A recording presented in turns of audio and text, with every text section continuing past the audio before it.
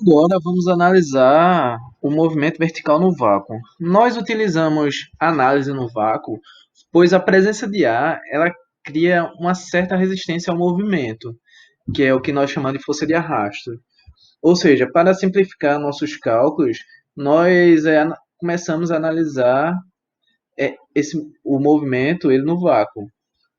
O primeiro movimento a ser analisado é o de queda livre, que é quando você tem um objeto e simplesmente larga ele de uma certa altura, ou seja, a partir do repouso. Aqui temos o exemplo de um prédio aqui e uma bola, que você solta ela e aqui eu vou analisar as equações que deste movimento. Esse prédio eu digo que tem uma certa altura h e como o movimento da bola vai ser em direção para baixo, é conveniente adotar a trajetória para baixo. Usualmente, nós utilizamos a direção da trajetória ao qual a partícula está se movendo. Como a partícula vai se mover para baixo, para facilitar os cálculos, usamos essa trajetória aqui, o deslocamento em direção para baixo aqui. Como sabemos, nós estamos sob o efeito da gravidade. E essa gravidade, ela aponta para baixo, ou seja, em direção ao centro da Terra. O valor da gravidade é 9,8 metros por segundo ao quadrado. Como esse valor aqui é acima de 9,5, arredondamos esse valor aqui para 10 para simplificar os cálculos. Como vemos aqui, a gravidade tem a mesma unidade de aceleração, ou seja, a gravidade é uma aceleração. Essa aqui se chama aceleração da gravidade. Com isso, fazemos análise aqui da queda da partícula. Apesar da gravidade ela se alterar conforme a altura, para as nossas dimensões, consideramos a gravidade como se fosse constante. Ou seja, a bola vai cair com uma certa gravidade, que vai ter, em outro instante, ela vai ter a mesma gravidade, mas agora com uma certa velocidade. Em outro ponto, ela vai ter a mesma gravidade e com a velocidade um pouco maior. Ou seja, para as nossas dimensões e os movimentos usuais, utilizamos a gravidade como se fosse constante, ou seja, se a aceleração da gravidade é constante, podemos utilizar as equações do movimento uniformemente variado para descrever esse movimento. Como eu disse, a partícula ela sai do repouso e utilizamos aqui o referencial da trajetória, o ponto que estamos, ou seja, o andar do prédio que estamos, por exemplo. Ou seja, o nosso S0 aqui vai ser zero e a velocidade inicial vai ser zero, pois ela está partindo do repouso.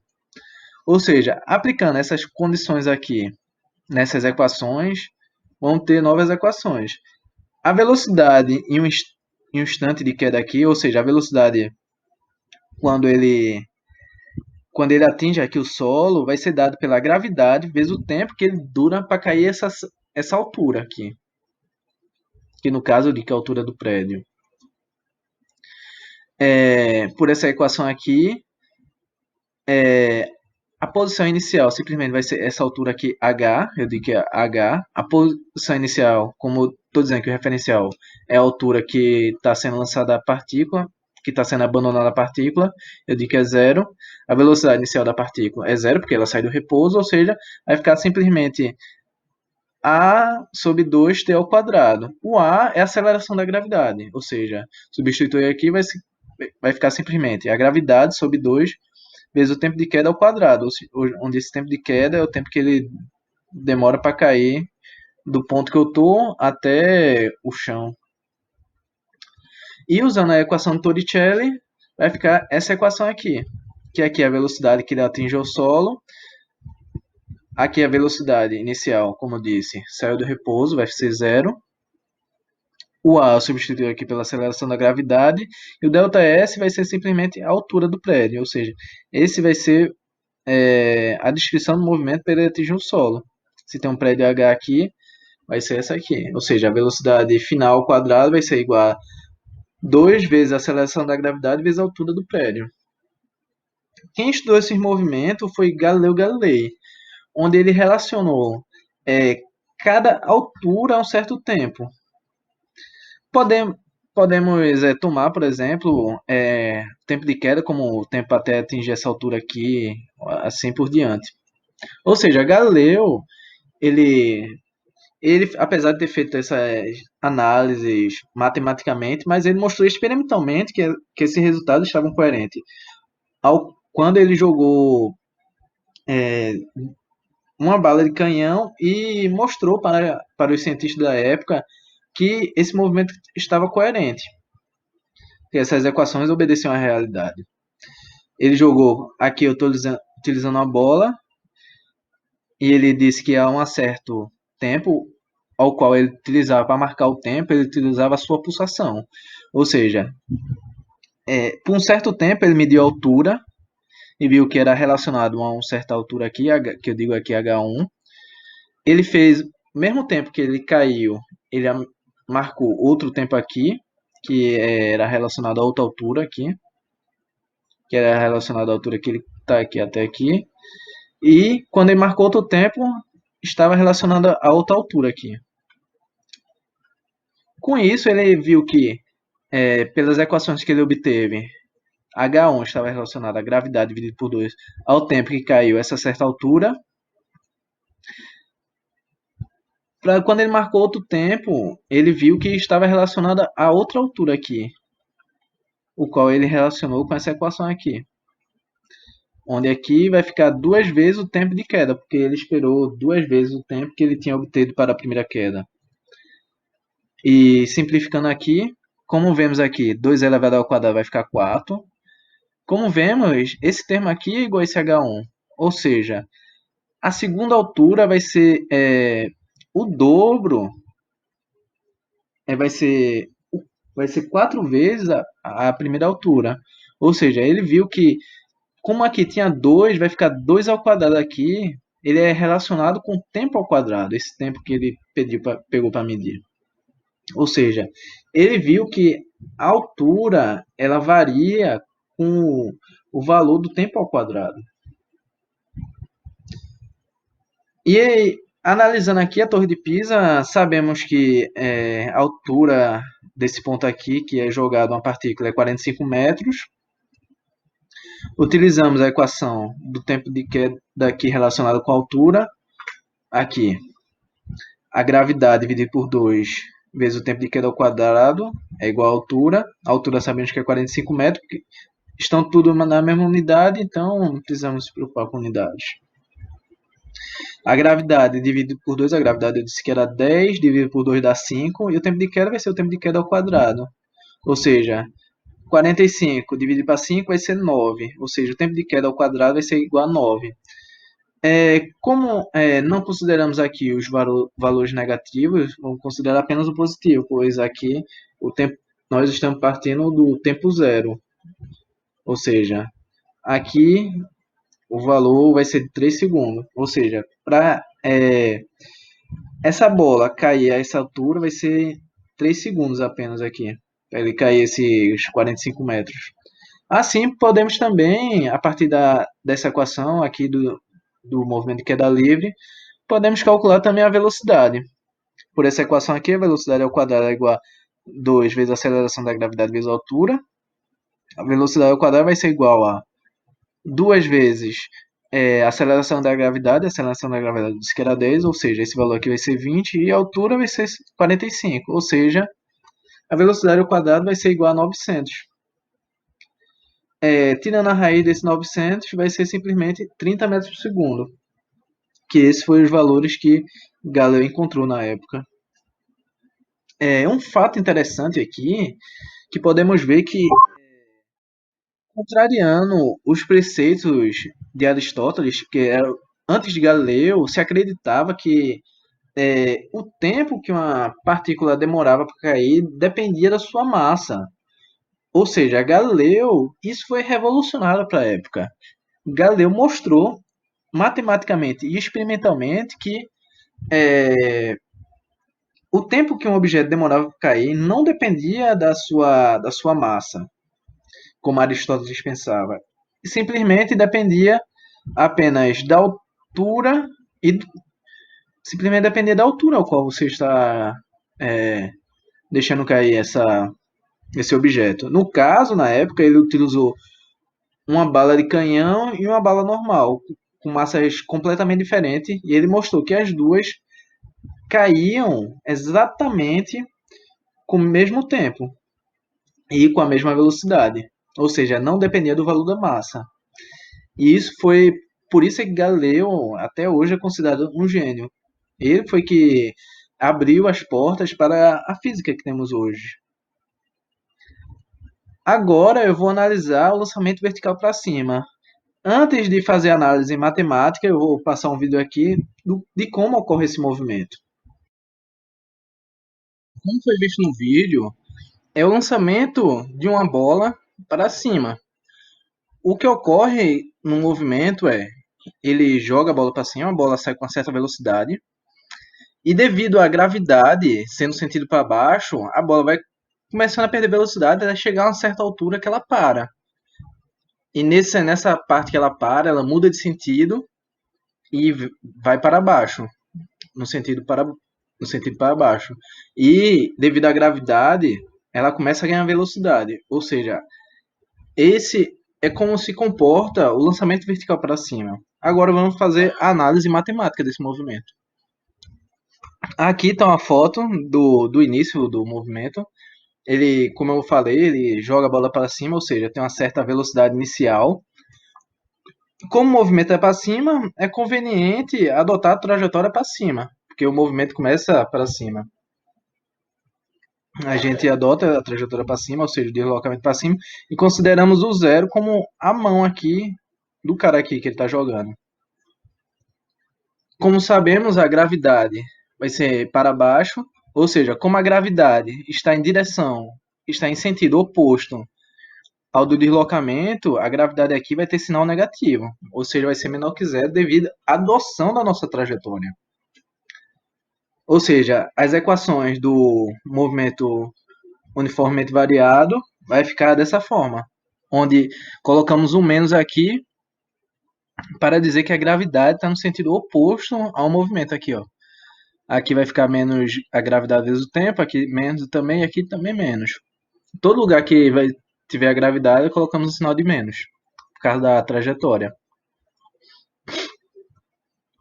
Agora vamos analisar a altura máxima, que é a altura em que a bola ela fica com velocidade igual a zero.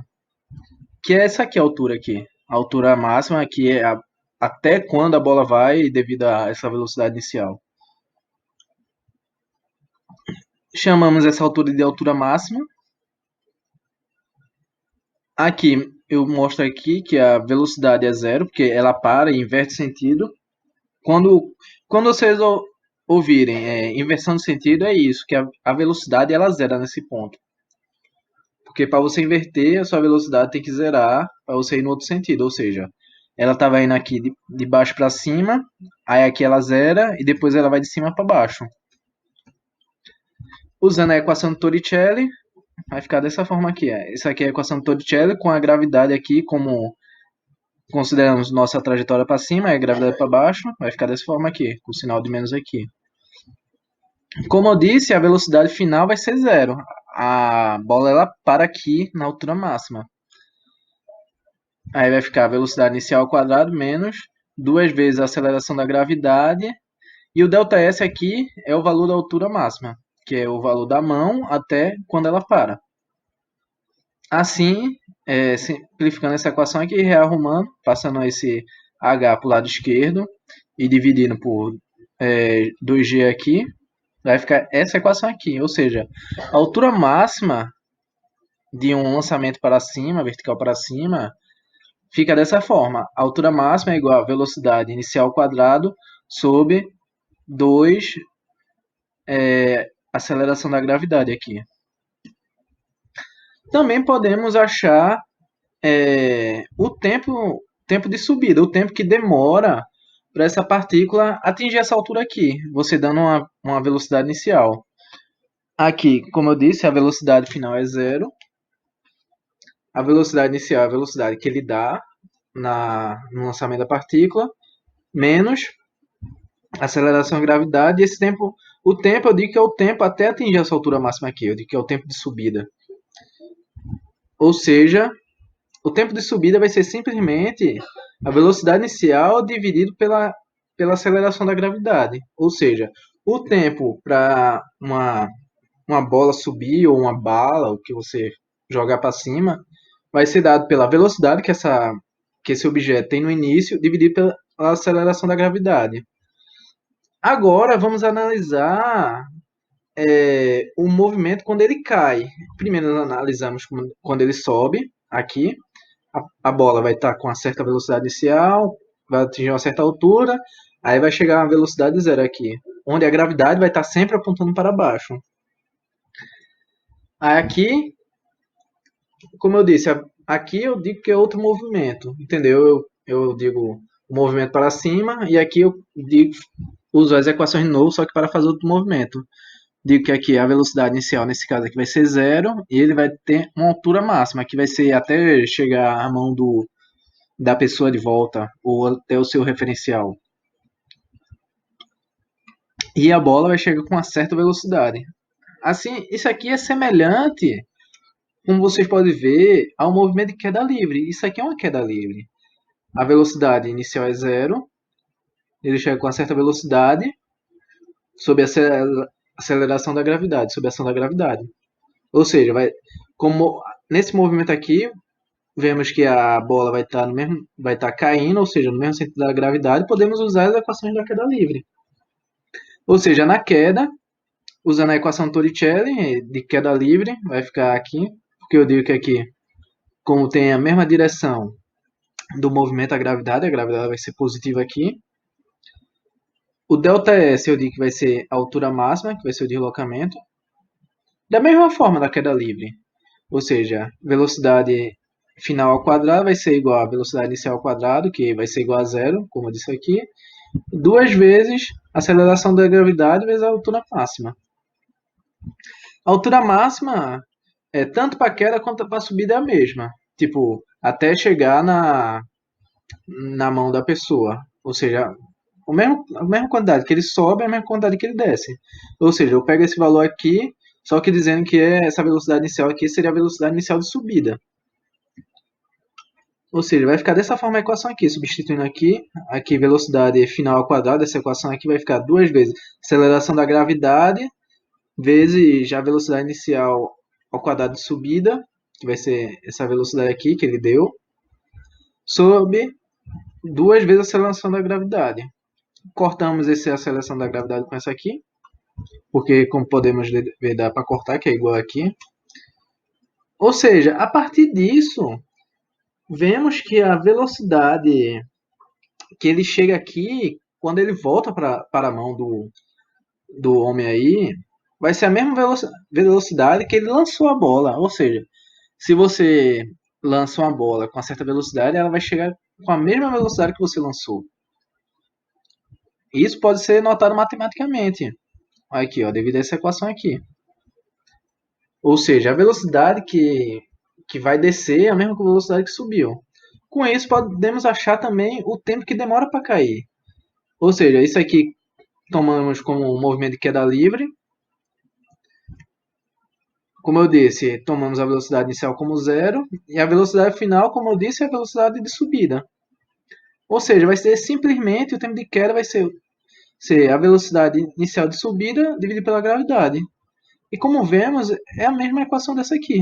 É o mesmo valor. Aqui essa velocidade inicial aqui, como eu disse, é a velocidade de subida. Velocidade inicial de subida. Ou seja, o tempo de queda da subida é igual ao da descida. Ou seja, ele tem simetria de movimento. Ou seja, o mesmo tempo que demora para subir é o mesmo tempo que demora para descer. E assim, a mesma velocidade que, que sobe é a mesma velocidade que desce. Só o que muda aqui é o sentido aqui. Aqui é para cima e aqui é para baixo.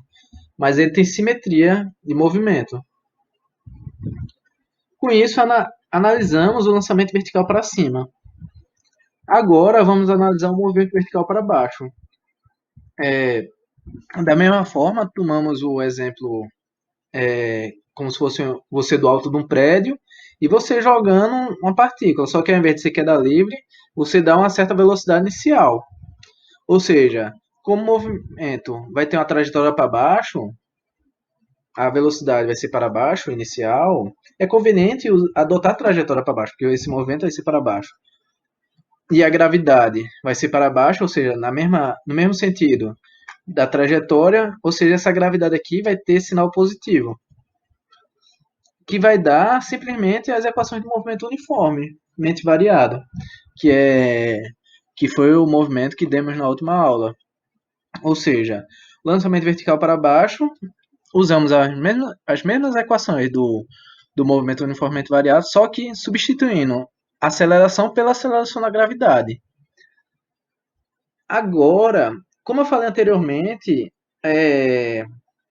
o experimento de Galileu foi impressionante para a época, tipo, revolucionou completamente o entendimento dos movimentos.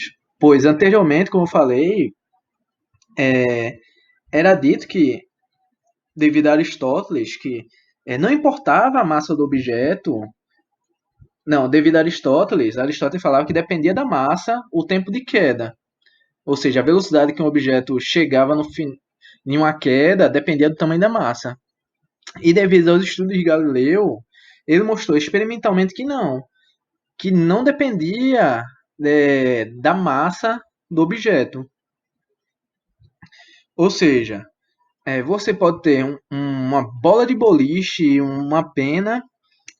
Se você largar as duas no vácuo, as duas vão cair ao mesmo tempo e vão chegar com a mesma velocidade. Com isso, eu vou mostrar um vídeo desse experimento magnífico de Galileu, com técnicas rústicas e apenas com o seu engenho e com a matemática, ele conseguiu perceber isso. Isso foi impressionante para a época. O experimento de Galileu é um experimento simples. Ele diz apenas que dois objetos, não importando a massa, em queda livre, eles têm que cair ao mesmo tempo. Ou seja, não importa se é uma pena ou uma bola de boliche.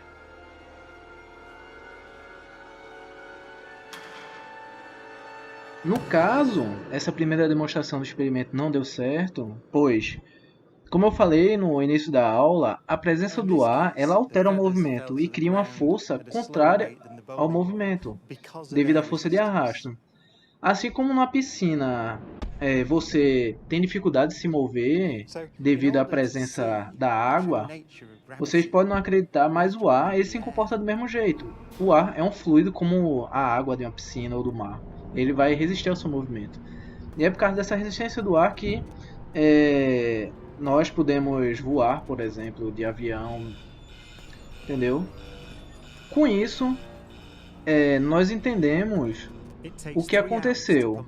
Para resolver esse problema, na realidade, esse lugar que eles estão é uma imensa câmara de vácuo. Eles vão retirar todo o ar desse ambiente e fazer novamente o experimento. Para vocês terem ideia do quanto é difícil esse experimento, foram necessárias 3 horas para retirar o ar desse ambiente que eles estão aí, para poder fazer o experimento de Galileu. 10, 9, 8, 7, 6, 5, 4, cameras on, 2, 1, release.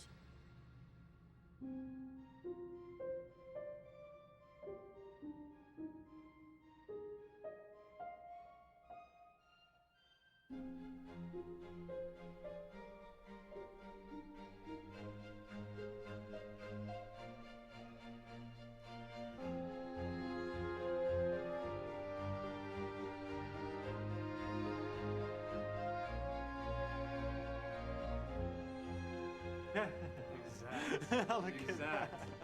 They came down exactly the same. Wow. Look. Watch right there. Look at how they hit right there. Exactly. You're back on the side. Exactly the same. Feathers don't move, nothing. Look at that. That's just brilliant.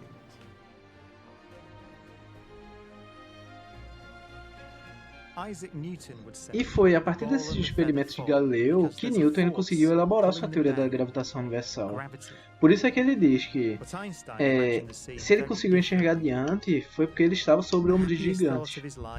E esse gigante com certeza foi Galileu, pois apenas com seu intelecto e sua análise do que ocorria ao seu redor, ele conseguiu ver algo tão incrível como isso. Tipo, ele conseguiu enxergar além do que estava na frente dele. Se não fosse Galileu, não existiria Einstein posteriormente com a sua teoria da relatividade geral, e muito menos a física. Por isso é que é dito que Galileu é o pai da física. Agora eu vou mostrar o mesmo experimento de Galileu, só que feito na Lua pela NASA, para vocês terem ideia da importância que foi esse experimento. Na Lua, como vocês sabem, a gravidade dela é muito baixa. Assim, ela não tem capacidade de criar uma atmosfera. Ou seja, na Lua é considerado que existe praticamente vácuo na Lua.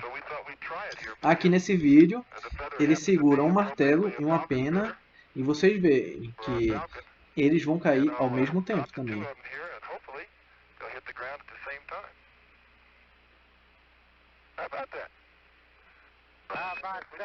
Mr. Galileo was correct in his findings.